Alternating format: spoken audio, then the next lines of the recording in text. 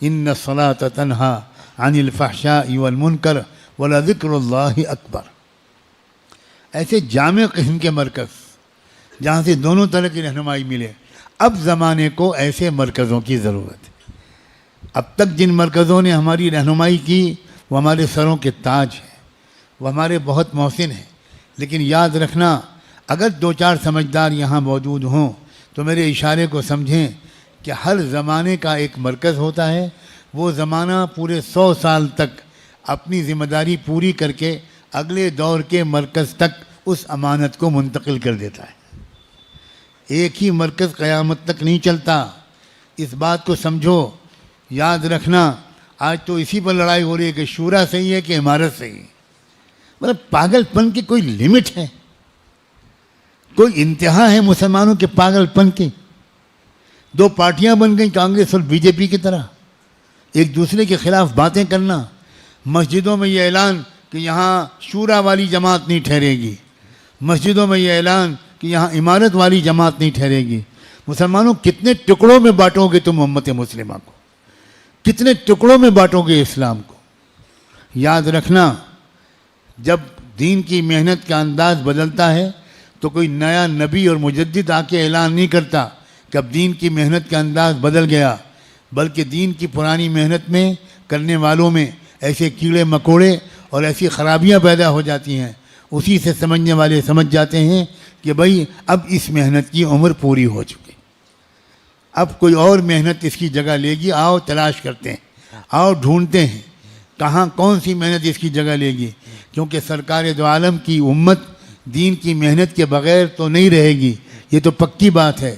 لیکن ایک ہی محنت قیامت تک کے لیے قبول کبھی نہیں ہوتی. ایک زمانہ تھا کہ حضرت شاہ ولی اللہ کا نام تھا, آج لوگ ڈھونڈنے نکلتے ہیں کہ حضرت شاہ ولی اللہ کا مرکز کہاں تھا.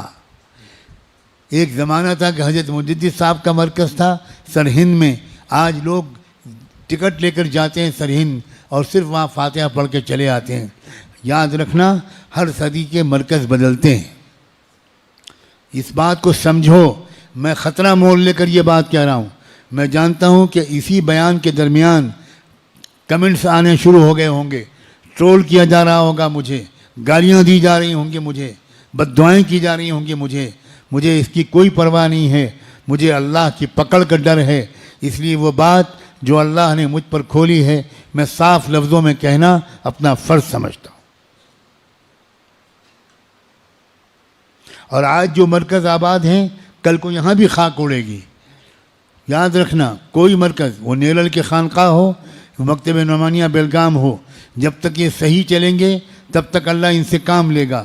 جب نیت خراب ہوگی, جب عوام الناس کی عقیدتوں کا فائدہ اٹھانے کا مزاج چلے گا, جب بھولے بھالے لوگوں کو ایکسپلائٹ کیا جانے لگے گا تو خانقاہ نیلل میں بھی دھول اڑے گی, مکتب نعمانیہ بیلگام میں بھی گدے خچر ڈھینچوں ڈھینچوں کریں گے.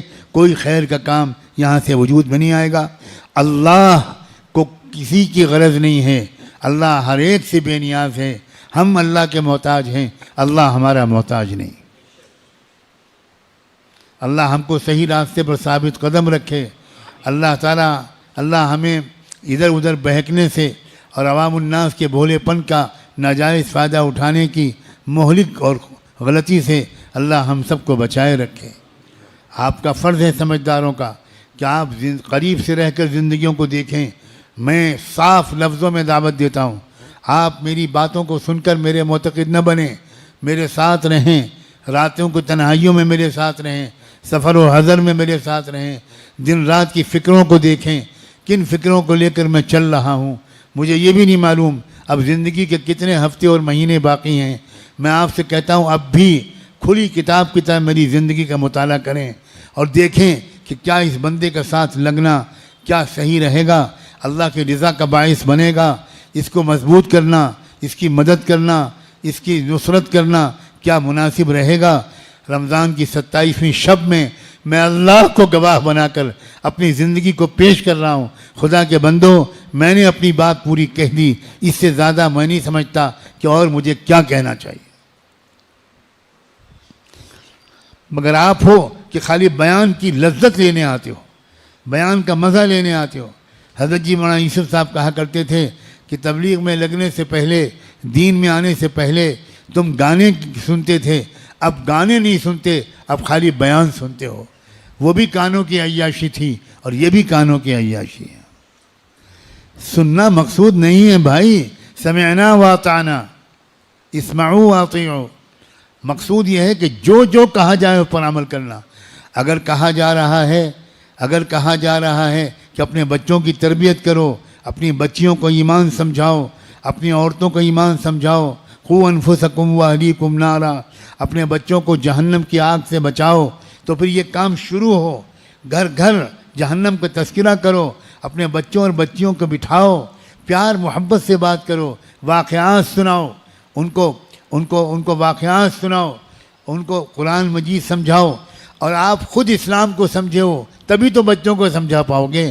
مجھے یہ کہنے دو، خدا کرے کہ میری یہ بات غلط ہو، کہ آپ میں سے اکثر اسلام کو سمجھے ہوئے نہیں ہیں۔